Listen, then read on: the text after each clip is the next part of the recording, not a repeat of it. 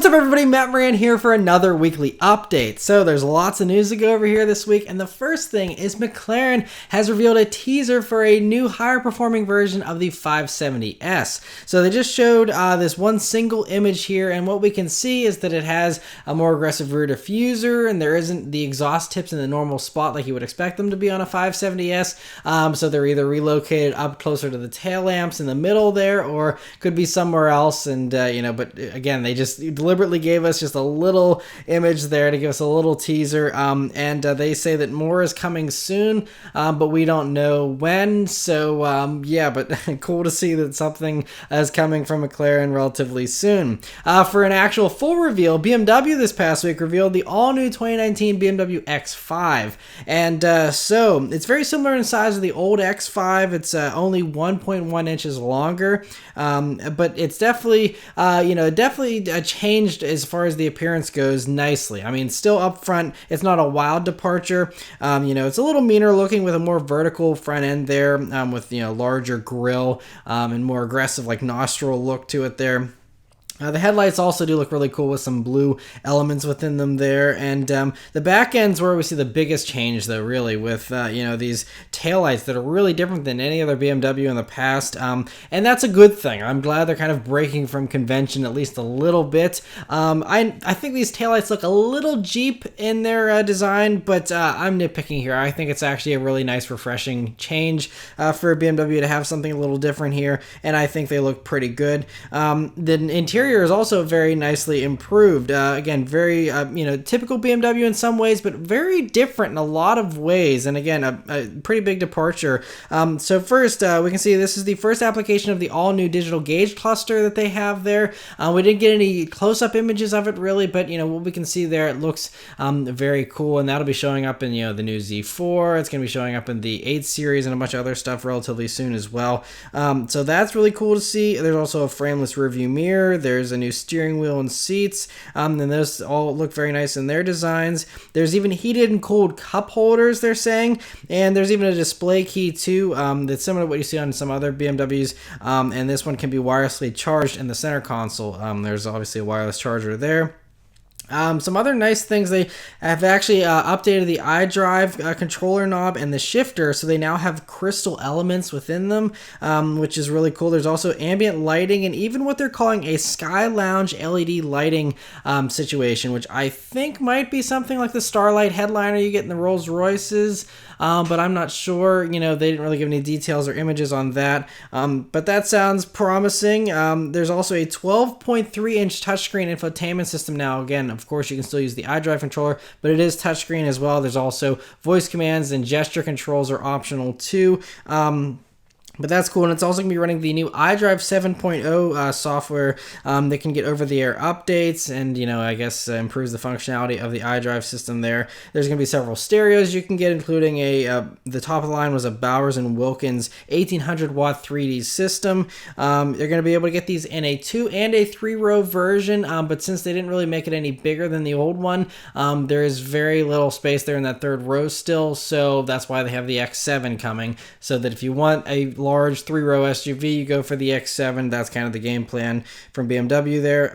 So as far as engines go for the X5 here, there's going to be the 3-liter straight 6 with a turbo on it there, and that does 335 horsepower and 330 pound-feet of torque, and that's going to be called the xDrive 40i version. There's also an SDrive 40i. I'm not totally sure on the distinction if that's a 2-wheel version or what. I'm pretty sure they're all-wheel drive. Anyway, there's also the xDrive 50i 50i version, and that uses the 4.4-liter twin-turbo V8 engine for 456 horsepower and 479 pound-feet of torque.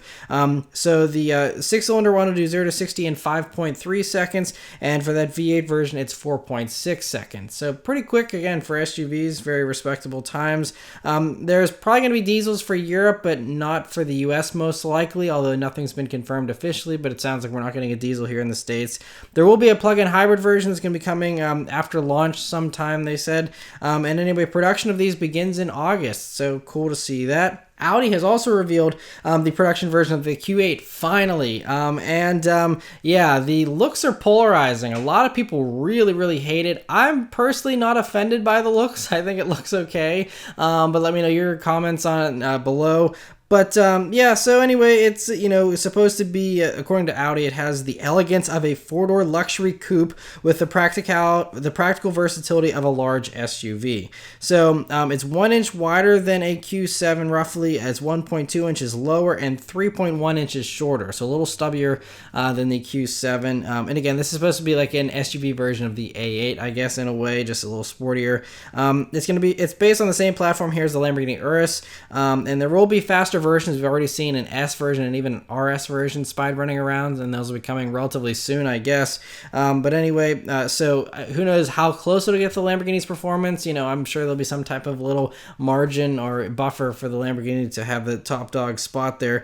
And Audi didn't actually even list the engines we'll be getting for the Q8 and any markets, especially for the US. They said that's all coming later. But they did say they're all going to get a 48-volt mild hybrid system, which will help with the coasting and the stopping and starting, all that type of stuff. They're also all going to get standard all-wheel drive and a standard adaptive suspension, although an air suspension is going to be optional if that's something you want. Inside, it's again very similar to what you see on the new A8, A7, stuff like that, where it gets the Audi virtual cockpit. There's a 10.1-inch upper touchscreen display, and then a very cool 8.6-inch lower screen there, a touchscreen also for controlling the climate functions and other things like that. And it's really cool to have the dual screens. I'm going to be posting a review of a Range Rover later this month that had that dual screen setup that's new, and it's actually pretty sweet to have those two. And obviously Audi's execution is a little different, but a similar type of idea. Other things here for the Q8, it's going to be offered with massage seats if you want, 4-zone climate control,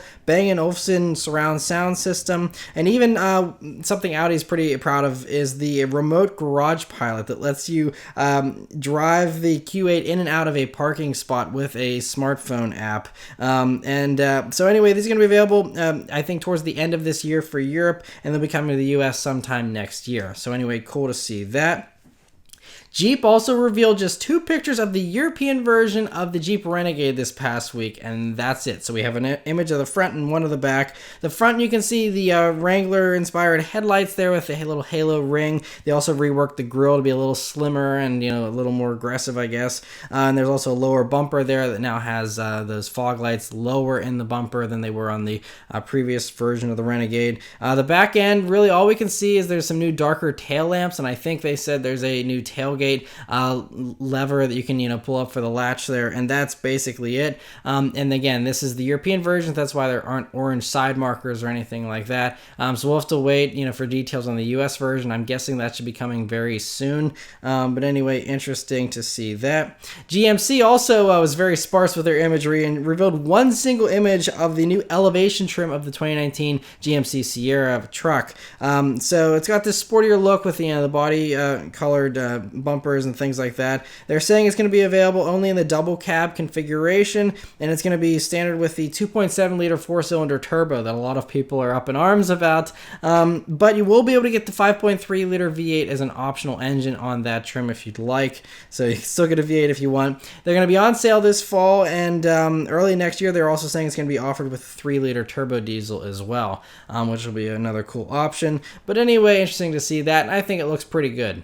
And we have some new spy shots this past week, thanks to spy photographer Brian Williams. So first up, he has these pictures here of the 2019 Dodge Charger Scat Pack that was spied, completely uncamouflaged here, just strolling around. It looks like it's got some slightly redesigned headlights there, and it's got 2 big nostrils in the grille. That's the biggest change there for air intakes. And so there's some rumors that it could be getting a horsepower bump thanks to those, and it's just some upgraded tuning for the Hellcat motors and stuff like that. The interior is supposedly going to be getting some new updates as well, but we haven't seen those. We just see the outside here. Looks like it's basically the same. They keep saying there's going to be a refresh. I'm not sure if this is the refresh they're talking about, but whatever it is, it's going to be holding over the Charger and the Challenger until I believe the 2022 or 2023 model year, one or the other. So it's going to be a while. Hopefully there's some larger changes because this isn't really much, and especially since there was so much camo on the front of the Charger in the past, I was hoping for a little more of a change. But anyway, you know, it still looks pretty cool there with those new nostrils. Another vehicle that was spied was the Aston Martin DBS Superleggera. The new high-performance version of the DB11 was spied running around the Nürburgring again. We've seen it in the past, but this time you can see it's got some new wheels, and it looks a little more finished. The rocker panels are a little more finished. The exhaust tips look production ready, stuff like that. And they also get a shot of the interior, just one picture, and basically it looks identical to a DB11. So that could be because this is just a prototype, or it could be that it's just going to have just as nice of an interior as the DB11 and, you know, not really change much in that area. We'll have to see. But anyway, cool to see that spied. Also, Apple this past week had their WWDC conference, and there's lots of, you know, tech stuff in that. But the one car-related thing that they did announce is that you're going to be able to use with the iOS 12 operating system coming out this fall, you'll be able to use Apple CarPlay together with Waze or Google Maps. They're going to have third-party navigation apps now finally available with CarPlay, and no one ever thought it was going to ever happen because then people would never use Apple Maps, but Apple seems to be cool about it, and they're allowing everyone to do that, which is awesome because I really love Waze, and you know, I know Ford has their kind of workaround where in the new version of the Ford systems here, you can have you know, Waze run within the Ford apps on, you know, the infotainment screen and have it that way, but you couldn't run CarPlay at the same time, I don't think. So this is nice because you can now run CarPlay and have, you know, your voice texting and music and all that kind of stuff running right through with the Waze, you know, and so that'll be really nice, or Google Maps if you prefer that. But that's a really cool addition there, and obviously that means that now any vehicle with CarPlay will be able to have Waze on the big screen there, which is really cool. Another thing, Mercedes this past week announced details for their subscription service finally. Now, we've been hearing how they're going to be doing one. It's going to be rolling out first in Nashville and Philadelphia, and there's 3 different tiers. There's going to be a signature tier is the first one, and that's $1,095 a month, and provides access to the C300, CLA 45, GLC 300, and SLC 300. So you can have your Roadster, your SUV, your sporty small vehicle, or the regular one there. Then there's a Reserve, which is $1,595, and that provides E-classes in coupe, sedan, or wagon. The C43, the GLE 350, GLC 43, and SLC 43. And then the top trim is the Premier trim, which is $3,000 a month, $2,995, and provides the E63, the C63, the S560, GLE 63S, GLS 550, the G550, and the SL 550. So a wide range of vehicles to choose from there in each tier, and you can actually get a car from a higher tier than the lower 2 tiers if you want. You just have to pay a daily rate. So if you want to really splurge and go get a G-Wagon for the weekend, you can, and then just pay extra and then go back to your C-Class, you know, on Monday if you want or whatever, which is kind of a cool little feature there for that. And also those prices do include insurance, maintenance, roadside assistance, and there aren't even any mileage caps, which is could be pretty cool. I think, you know, it could make sense, that $1,000 mark.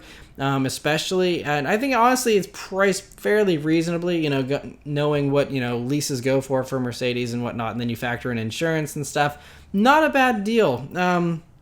So anyway, it'll be interesting to see how that works in Philly and in Nashville. GM this past week announced some plans here to offer Super Cruise in their entire U.S. lineup after it's made available in all Cadillacs, but that's starting in 2020. So by 2020, all Cadillacs will be able to have Super Cruise technology, and then after that point, then GM is going to be rolling it out as an option to their other vehicles. So this should give people some insight on the timeline on autonomous cars, because everywhere in the media, everyone's saying that autonomous cars are like a year away or they're 5 years away. And this just goes to show that, I mean, Super Cruise is just essentially automated cruise control where, you know, you just don't have to have your hands on the wheel, but it's just a very advanced adaptive cruise system that steers for you. And that isn't even going to be available in GM vehicles until the 2020s sometime. So, you know, it's just like everyone's saying, oh, by 2025, everything's going to be autonomous. It's like, no, there's no way. We're even going to have, you know, you're only going to be able to get the automated cruise control stuff in, you know, GM vehicles in the 2020s. So by the time we actually get the fully automated stuff, it's going to be much further off. But cool that they're rolling that out. GM and Super Cruise, from what I've heard, is pretty sweet. Although I have not tried it myself yet.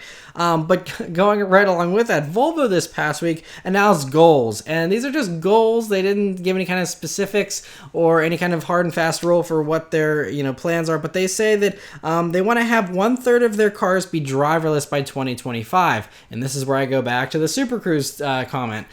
You can't have even any of your vehicles be driverless by 2025, let alone 1/3 of all your vehicle sales you think are going to be driverless. Like, I could see highly automated, but driverless suggests you're talking about level 5 autonomy, which means you can literally send your car to go Uber for you and then come back when it's done or something. Like, that is so far beyond 2025, and so maybe if they're saying like a highly automated, like a driver's hands-off thing by 2025, that makes sense. Or even if you say, like a mind-off thing where you just have to sit there, but still be attentive, that, I can totally see, but by 2025, I highly doubt they're going to have anything beyond that.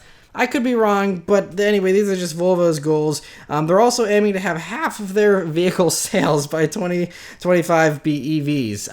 So Volvo is really going full on into all this stuff. They want to get rid of the gas engine. They want to get rid of drivers. They just want to have everything be going around silently with computer drivers. So crazy stuff.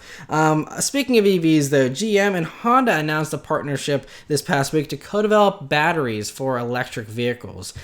So they actually already partnered together on hydrogen fuel cell tech, which I personally also think, along with Honda and GM, that is actually the way of the sustainable future, since hydrogen is a much more abundant source and very easy to get instead of going with the batteries. But that's a whole nother tangent. But I guess they're realizing the realities that everyone right now is obsessed with battery technology and just charging your vehicles from wherever you get the electricity from. And so I think that's kind of they're just saying, well, in the meantime, while we continue to develop the hydrogen stuff, we gotta give the electric stuff to those that want just the plug-in stuff and batteries and all that. And so that's kind of what they're doing in the meantime. So cool to see them working on that together. In some other EV news, there's a few little Tesla stories this past week.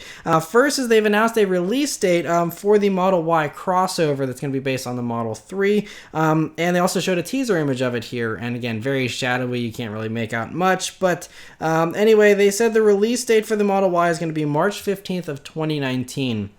And they say production is planned to start in the first half of 2020, but knowing Tesla, I would definitely not hold your breath for that. Anyway, Elon Musk also said that Tesla plans to build a compact car in less than 5 years.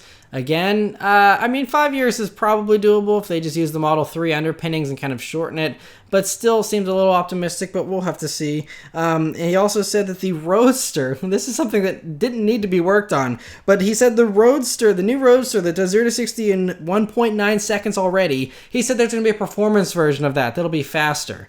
I don't know how much faster humans can take. 1.9 seconds is already crazy fast, and to go even faster than that for a performance version of the Roadster, I don't know. That's going to be crazy. Unless he means maybe it'll just handle better or something. I don't know. But anyway, Tesla still has some troubles, though. So according to financial analysts at Second Measure, they're claiming that almost about 23% of Model 3 deposits have actually been refunded. People have been requesting lots and lots of refunds.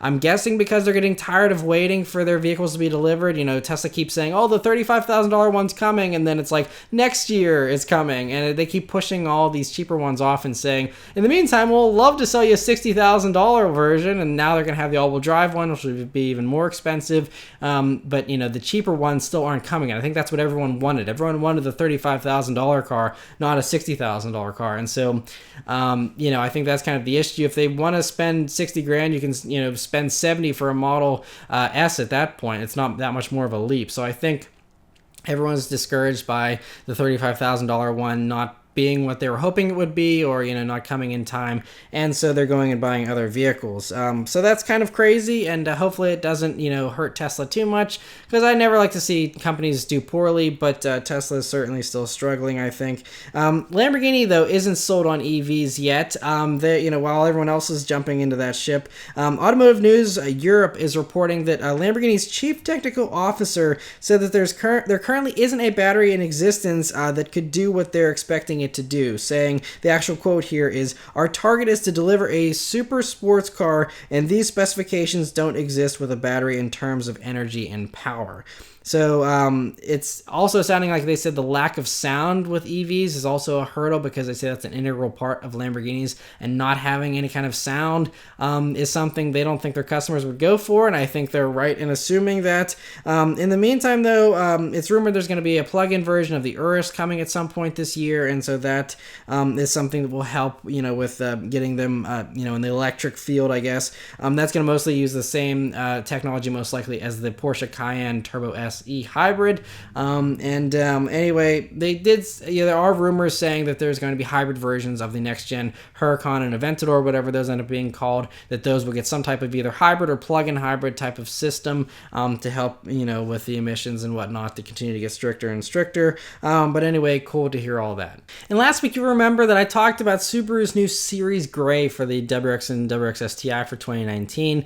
They didn't give us any pictures last week. This week, we now finally have pictures here, and it looks pretty cool. It's a pretty cool color. You can see it's got some silver brake calipers to accent it, which I think actually goes together really nicely. You can also see on the inside there's that new infotainment system I talked about last week that finally does get Apple CarPlay and Android Auto for 2019 here, and but it looks the same as the old system, honestly. But anyway, glad to see that. There's a few other details they revealed here about the STI version, that it's going to be getting a sportier Bilstein suspension setup with that Series.Gray version, and it's also going to get an ultra suede steering wheel, which is a cool inclusion. But anyway, for the WRX version, it's going to be $33,455, and for the STI version, it starts at $40,555. There's only going to be 750 WRXs made in this version, and only 250 STIs, and they're going to be on sale this fall. So anyway, cool to see that. Nissan this past week revealed the Navara off-roader AT32 for Europe only. Such a bummer we don't get the Navara here in the States, because I think, with Nissan having the 12-year-old Frontier as the only, small pickup truck available. Meanwhile, the rest of the world gets a nice, newer, mid-sized truck here. And anyway, for this off-roader AT32 version, it gets a lifted suspension, 32-inch off-road tires, wider fenders, skid plates, a snorkel, and even a front-locking differential to go along with the one that already has in the rear there. And this is pretty cool, because this is built by the same company that did the Toyota Hilux for the Top Gear North Pole Special.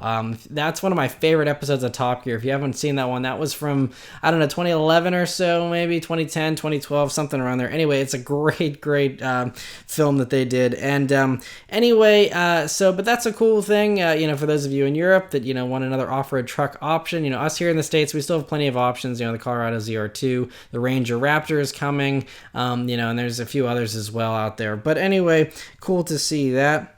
And the last thing I want to mention, I usually don't talk about aftermarket stuff in the weekly updates here, but so many of you have been messaging me about this Steve McQueen edition Bullitt Mustang that Steeda put out this past week alongside Chad McQueen, Steve McQueen's son. And so a little bit of a rundown. There's a lot that goes into this package, and so I'll include a link in the description below for the whole laundry list of stuff that's included. But basically, it's a $21,000 package in addition to providing your own Bullitt Mustang for them to modify. So it's $21,000, and then so basically with a Bullitt, they start at $47,500, so you're looking at $68,500. Just starting, and that's if you don't get Magna Ride, you don't get the technology package or the Recaro seat. So it could be up into the 70s potentially. It could even go further from there. So anyway, it's basically the whole Steeda magazine of Mustang performance parts. Basically, they throw at this thing. There's 53 unique parts. Lots of suspension upgrades, lots of bracings and things like that.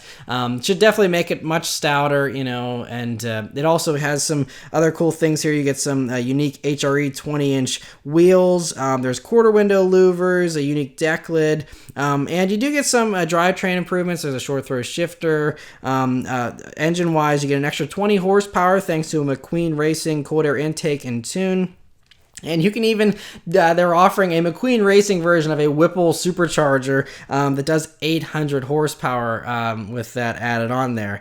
But that's going to be extra. That's not included in the $21,000 price. And that's kind of the thing that's crazy to me. The Ford version of the Bullitt, the standard Bullitt is already perfect to me. I think 480 horsepower is plenty for the streets. More than enough, honestly. Might even still be overkill just with that much power on the streets. And then, so people are like, oh, you should put the Whipple supercharger on. It's like, I can't use 800 horsepower on the streets, at least not if I want to keep my license. You literally would be like full throttle for like half a second and then be done. If you want to see me drive an 800 horsepower car, I drove the 800 horsepower Yenko Camaro about 2 years ago. I did a quick drive video of that. And it's like, you can floor it for, a tiny amount of time and then you have to back off. And it's fun, but it's a one-trick pony, and it's just, to me, and I mean, obviously, I don't even have $21,000 to spend on this, and I mean, I love the McQueen family. I wish them all the best, but, they're planning to make 300 of these. I mean, maybe there's 300 people out there that, would gladly drop another 21 grand. But I know a lot of people have already been complaining that they think the Bullitt, is a little overpriced anyway. I don't agree. I think it's really competitively priced. But you're already looking at a $50,000 Mustang and putting an extra 21,000 on top of that. But we'll have to see. I know they are going to be offering this internationally, and that's included in the 300 number. So I'm sure there's lots of people overseas that have a lot of money, and they'll just be spending a ton on a Bullitt anyway because they're so much more expensive overseas. And so what's another 21,000? We'll have to see. But again, it's very cool that they're offering this. The wheels are kind of a nice departure, since Ford decided to go with black, and the previous versions had gray wheels. So going to gray for this package, I think was a cool choice. I think it does look sweet, and it sounds very promising. And, maybe if I had $21,000 burning a hole in my wallet, I would consider, some parts of it. But I honestly just really I think Ford knocked it out of the park, and I don't want to change a single thing about my Mustang Bullitt. So, yeah, very excited for that. By the way, that, it shouldn't be too much longer now, just a few more weeks, before it hopefully arrives, sometime in mid-July is what I'm hearing, for those of you that have been following along with that. But anyway, that's enough about the Bullitt, my own personal vehicle. But that's it for all the news this week, guys. Let me know your thoughts about everything in the comments below. Thank you guys very much for watching. I'll see you next time. Take care.